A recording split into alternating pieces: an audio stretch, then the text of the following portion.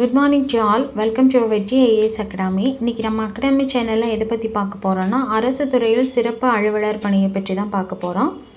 CBS specialist officer job 2026 மத்திய அரசு வேலைகளில் ஒன்று தான் என்னது, சென்ட்ரல் பேங்க் ஆஃப் இந்தியா அப்படின்னு சொல்கிறது. இதில் உள்ள ஸ்பெஷலிஸ்ட் ஆஃபீஸருக்கான பணியிடங்கள் தான் நிரப்ப போகிறோம். அதை பற்றியான உள்ள தகவல்களை தான் பார்க்க போகுது. வங்கித்துறையில் அமர துடிக்கக்கூடிய ஒவ்வொரு பட்டதாரிகளுக்கும் ஒரு அரிய கனவு அப்படின்னு சொல்கிறோம். அதனால் இதை என்ன செஞ்சுக்கலாம், அவங்க பயன்படுத்திக்கலாம். இதை பற்றின பணி விவரங்கள் மற்றும் ஊதிய விகிதம் அப்படின்னு பார்த்தோன்னா, இந்த அறிவிப்பின் மூலம் மொத்தம் 275 ஸ்பெஷலிஸ்ட் ஆஃபீஸர் பணியிடங்கள் நிரப்பப்பட உள்ளன.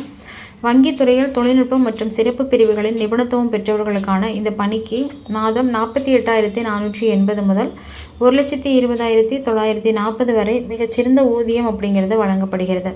இது தவிர அவங்களுக்கு அலோன்சஸ் அப்படிங்கிறது மறுபடி கூடுதலாக கிடைக்கக்கூடிய ஒரு ஊதியம்.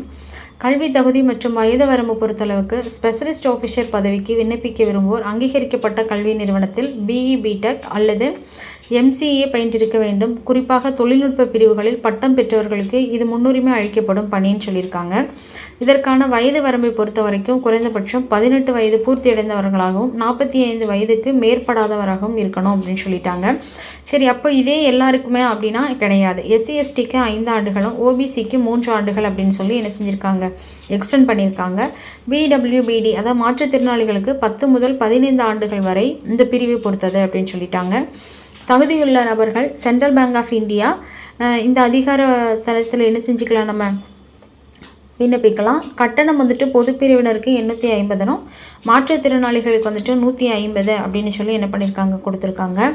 அதாவது மாற்றுத்திறனாளிகளுக்கு எஸ்சி எஸ்டி பெண்கள் இவங்க எல்லாருக்குமே விண்ணப்பதாரர்கள் 2 நிலைகளில் தேர்வு செய்யப்படுவார்கள். ஒன்று ஃபஸ்ட்டு ஆன்லைன் எக்ஸாம், முதலில் கணினி வழி தேர்வு, அதுக்கடுத்து இன்டர்வியூ பேட்டர்ன் நேர்காணல் மூலம் என்ன செஞ்சிருவாங்க, தேர்ந்தெடுக்கப்படுவாங்க. விண்ணப்பிக்க வேண்டிய கடைசி தேதி மார்ச் 23, 2026. எனவே கடைசி நேரத்தில் என்ன செய்யலாம், நீங்கள் விண்ணப்பிக்கணும்னு சொல்லி நினைக்காதீங்க, முன்னாடியே இதை விண்ணப்பம் செஞ்சு கொள்ளுங்கள். நன்றி.